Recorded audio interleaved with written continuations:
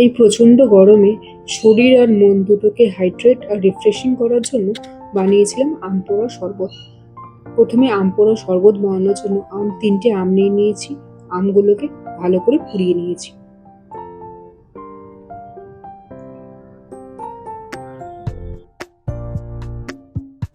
আমের দুদিক ভালোভাবে পোড়ানো হয়ে গেলে আমগুলো তুলে নিয়েছি। এরপর এটা কিছুক্ষণ ঠান্ডা হতে দিয়েছি। অন্যদিকে কড়াই গরম করে তাতে দিয়ে দিয়েছি গোটা শুকনো লঙ্কা আর 1 চামচ সাদা জিরে দিয়ে 2 মিনিট নাড়াচাড়া করে একটা পাউডার বানিয়ে নিয়েছি। এবার আমগুলো ঠান্ডা হয়ে গেছে। এরপর আমের ওপরের খোসাগুলো ছাড়িয়ে নিয়েছি। এবার আমগুলোর পাল্পগুলো বের করে নিয়েছি। এইভাবে 3টে আমেরই পাল্প বের করে নিয়েছি।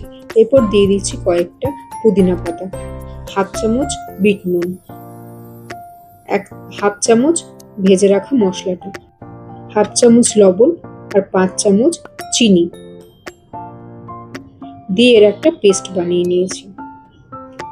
এরপর একটা প্লেটে সেই ভাজা মশলাটা আর বিট লবণ দিয়ে মিশিয়ে নিয়েছি।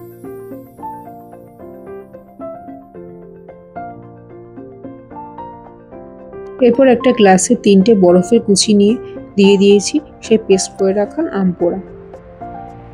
এরপরে ওপরে ঠান্ডা জল দিয়ে গুলে নিলেই তৈরি হয়ে যাবে আম পোড়া শরবত। তোমরাও বাড়িতে বানিও আর জানিও কেমন লাগলো।